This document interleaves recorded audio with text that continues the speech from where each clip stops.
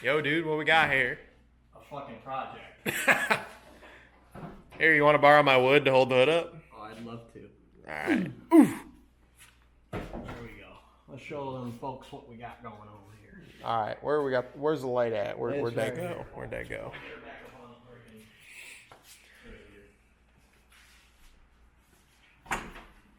All right. Oh, you dropped my wood. There goes the wood. I'm putting it on the battery, bub. Yeah, you ain't got to worry about that. All right, dude. So let's school the people. What do you got here? Okay, so I've got a 1985 IROC Z28, and I inherited it because I recently bought a house. And backstory on the car, it's been in my family forever. So my aunt got it, divorced, traded my dad a car. My dad had it. We got foreclosed on when I was a kid. Car went to my brother. My brother's had it, and then my brother goes, "Hey, since you just bought a house, why don't I just give you this car as, a housewarming gift, and we can work on it and restore it and get it going." So it's a legit barn find. All my life when I was a kid, it stayed in the garage, and you never touched it. So, it's got a small block in it. It's 400, stroked and cammed and bored over. And, it's got a Holly carb on it, but it's for a boat. But she runs good. She's unique. Yeah. But tell them the most important part, what makes this thing kind of a little bit rare for modern day standard. It's El Manuel. Yeah. Yeah. Five speed. She's got the old Manuel. See that? Look at that. She got the old school T handle, and she's got the 5, baby. Yes, sir. And that signature. Yep. Yeah. She got the good old loosey goosey going on there. Oh yeah. But yeah. So here she is. She is a Z28. Get the flashlight out here. I got you. She is a Z28. She's.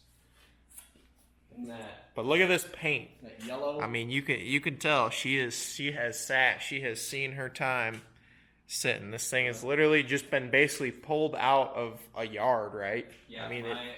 So it sat in storage for a year after we got foreclosed on, and then my brother said, Let me take it out of storage and we'll fix it up and get it running. He did a fuel pump, a bunch of other stuff, the fans, the radiator, all that stuff. He was driving it for a little bit, like a week or two, and then he was like, "All right, now this is done." He's got his own car. It's just not an IROC. The same thing, just red and not an IROC or T-top, which in my opinion is better. But, he had a big block in it, a 460 or something big block, and it took a crap, and then he was putting an LS in it, and so we've had both of the cars forever, and it just sat in the garage. Brother got it. It was in the storage. He got it out running, and then it sat outside for maybe for 3 or 4 years, and he hasn't done anything with it because he got it running, and that was his goal. And he's got his own project going on. And now you got yours. Yep. Now he was, of course, generously kind enough to go. This is our dad's car. He is the oldest. Technically, it's his. My dad's not dead or anything, but he just doesn't have anywhere to put this stuff. So he got it. My dad didn't want it to, sit in a storage unit. He was like, "Hey, take this." So he did. And then he goes, "Hey, since you bought a house, here you go. Put it in your garage and we'll work on her." And I had him over here. Most of the tools he's like this power probe over here. This is his. Like, my brother's been a huge help in everything I've ever done. And then the reason I'm here is because we did a little bit of wire. Me and my buddy here, we did some wiring. Now, we're not going to go out and say that this is anything amazing, but this thing had this old school fan controller on it. Clearly, as you can see, she's chooched. Through here. She's done for. So chopped all the wires off, and obviously there's already some wiring that was previously here for that. So we tapped in, did a double relay setup. Fans are going to have as much power as they need, so we tapped, did 2 wires there, which this will get cleaned up. I mean, especially since I'm involved, because I'm a wiring kind of person now. Now, don't go and try to critique in the comments here and say that this is done completely wrong. This is supposed to be a quick thing. He wants to drive this car. I'm not going to say that this is completely the right way to do anything whatsoever. I'm just saying this is what got it done the quickest. So we got some pretty thick wire here, 10 gauge going over. We got some relays with some 25 amp fuses. We got some 10 gauge grounds, and then obviously we got our fan, like positive wires. Our wire running from the relay back to the fan to power it. So, with all that being said, these are just kind of chilling here. Like I said, this isn't a forever thing. Like, I was kind of telling him it'd be nice to maybe get some sort of deal like up over here. Just kind of get these chilling here, and obviously clean up all that wiring because, it's just temporary. Oh, yeah. But, this thing... The goal tonight was literally just to get the fans working, and they work. And, yeah. You want to fire it up for him? Oh, yeah. Just try not to die from all the smoke. Let's see if she starts with the battery. There's the fans.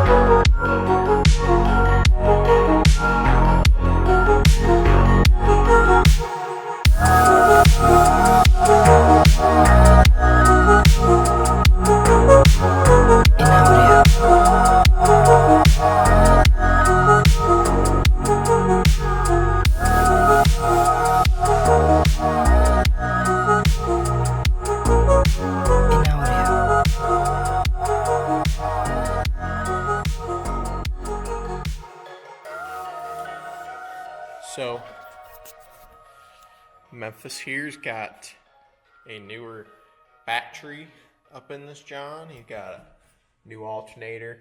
Still got to get some battery voltage issues figured out. But yeah, the fans are freaking.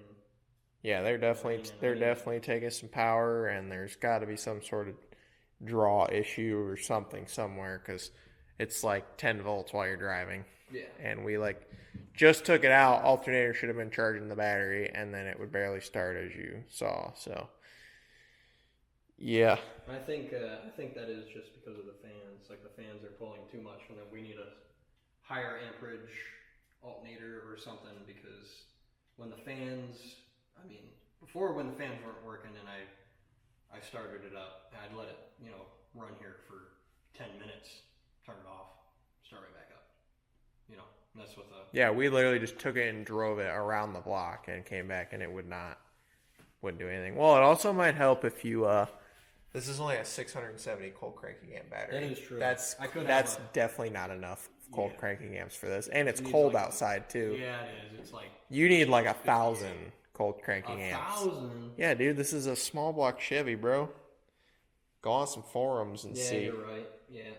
People are always putting giant batteries in these things because they require so much to crank over and whatnot. And plus, if this thing's built and stuff, it's probably got more compression. And, yeah.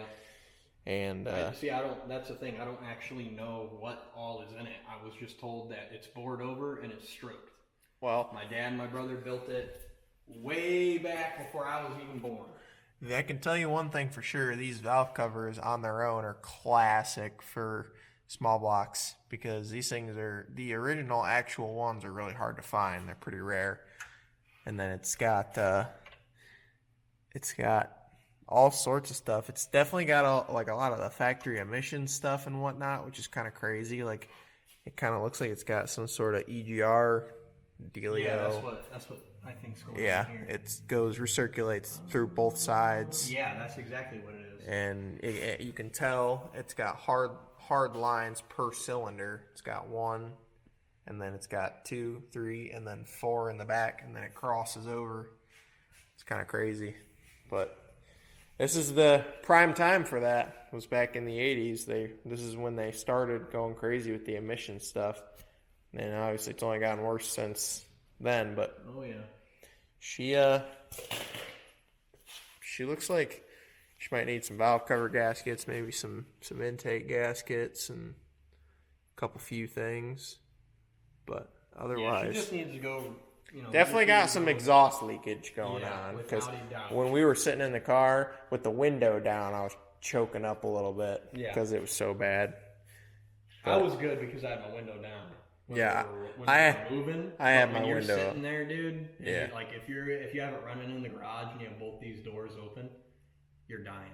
Like, yeah. This thing is. I literally started it and I told Kyle, I go, hey, control the throttle for me. I'm gonna hop out, and I go, try not to die. Yeah, and he went and moved his truck, and I sat in here and basically died. But yeah, this thing is a absolute relic. Like, and it's hard to tell on camera, but it literally probably has like a complete film of. Are you okay if I do this? Yeah. Like, look I have to like press hard with my finger to get like. And I mean, my hands are dirty, but you can kind of tell that this paint just a little, like, sounds like sandpaper because it's got such a thick coat of dirt on it. Yeah. It's just crazy. It's just a relic. It's just been chilling. Like, this is some Vice Grip Garage sort of revive and drive sort of thing. Literally. I wish I would have got it on video of us driving, but it might be slightly illegal to drive this. Maybe not. We're not going to talk about that. Yeah. It was legal at one point. It was legal at one point. It was legal to drive it. Yeah. Yep. It was. It was, yeah. Yeah. No, yeah. I mean, throw tags on it. You're good. Yeah, no, it has them on it. We just put them on. Well, yeah. Yeah, that's what we did. Yeah, definitely. All right. No. Yeah, so anyway, yeah, it's got a boat carburetor on it. You can kind of tell if you know. Ow, that's hot. I just burnt my fingertips off. Yeah, don't touch the radio. You can kind of tell she's a little bit funky looking. Hey, it's Holly though. Yeah, well, it's old Holly. She's definitely old. So, I mean, I don't know how much of a difference a boat carb is from a regular one, but it definitely is funkier than any carb I've ever seen. So I'll definitely believe it when you say that it's a boat carburetor. Well, my dad said that it was a. Well, and you can definitely believe what old Mr. Hoff has to say about this, because he did kind of have his hands in here and build the car. So yeah. The one he had, they had messed up or something with the jets, and my dad said, quote, word for word, he goes, "Fuck that car," and he set it aside and he went out to a boat that he was working on that his buddy didn't want no more, and he stole the carburetor off of it and put it on his car. Yeah, he borrowed it without asking. Yeah, that's what they did back then, though. Yeah. That's what they did. Yeah, exactly. Yeah, it's got some, like, train horns on it, basically. It's got our old Dixie horns. Really nice radiator in here. Like, looks like a nice aluminum TIG welded rig, and it's got a nice fuel filter setup on it. That's kind of what you want with a small block Chevy, because, these things will basically run no matter what, but it's nice to have, like, a pre-filter and a post-filter on stuff like this, because it's just kind of what you want. And does it have a mechanical pump, or this has an electric pump for sure? I think. Yeah, electric pump. That's nice. So, yeah, I mean, it's definitely for the most part pretty clean. The hood's a little bit rotted out. He said the underside might be a little bit screwy, but the underside, it was sitting on rocks the times it was outside. Yeah, so it's definitely be crusty, dusty under there. Yeah, it is from. I mean, it's a legit bargain find, dude. Like you'd go to some old guy's house and find it sitting there. That's literally what I mean. like if anybody is on this watching this channel has watched Vice Grip Garage, I mean, he literally goes out in people's yards or in people's barns and finds stuff like this. Like you can pretty clearly tell now. Like, look at this. I'm rubbing my finger on this and nothing is coming off. This thing is sat. You know, it's got the typical Chevy like spider webbing in the paint from the plastic bumper flexing. It's filled with dirt. Like she's sat. Leaves and stuff all on the cow. Like, it's crazy. On the underside of this hood, like, just look at that. It's literally a time capsule. Yep. From his family. Yep. Which makes it even cooler. Yep. It's my dad's car, man. And it was your brother's car. Yep. And now it's yours. Yep. So, wouldn't want to have it any other way. That's cool. Right. And you're going to keep it and fix it up, which is really cool. No matter what you end up doing, that hopefully the small block Chevy legacy lives on in this car. It'll stay in there for sure. It sounds too good. I was thinking about putting an LS in it, but why it's not broken. Yeah, if it ain't broke, don't fix it. These things are dinosaurs, but you know what? What happens when you mess with a dinosaur? They stomp on you. That's right. It's not supposed to be no race car. It's just a cruiser. You know, if my dad texts me and goes, "Hey, I want to drive the car," you can drive the car. You know, it'll be a nice done up thing. Give it a nice pressure washing. You know. Yeah, buffer. Get her some nice tires. Get an air cleaner. Set her on top of there. That might help a little bit. Yeah. You know, you could take shop air and just get all them leaves and shit out of there. Good to go. Yep. I'm glad the slave cylinder is not leaking. Mm-hmm. Well, I'm sure it's leaking, just not a real big leak, I guess, because reservoir's still full. From when I filled it, it was bone dry. So you know, one of the crazy things I noticed is this tank. Look at it. How like crazy and like flimsy this thing is. It's so weird. Normally they're brittle and broken already, you know. Yeah, it's crazy. Got the washer fluid reservoir over there still. Dude, it's crazy. Yeah, this thing's awesome. Well, I say we're going to call that a night. I haven't even eaten dinner yet. Neither have I. I was supposed to be home like at 7, so. Yep, we're both in trouble. Oh, yeah. All right, well, you want to end this one off, brother?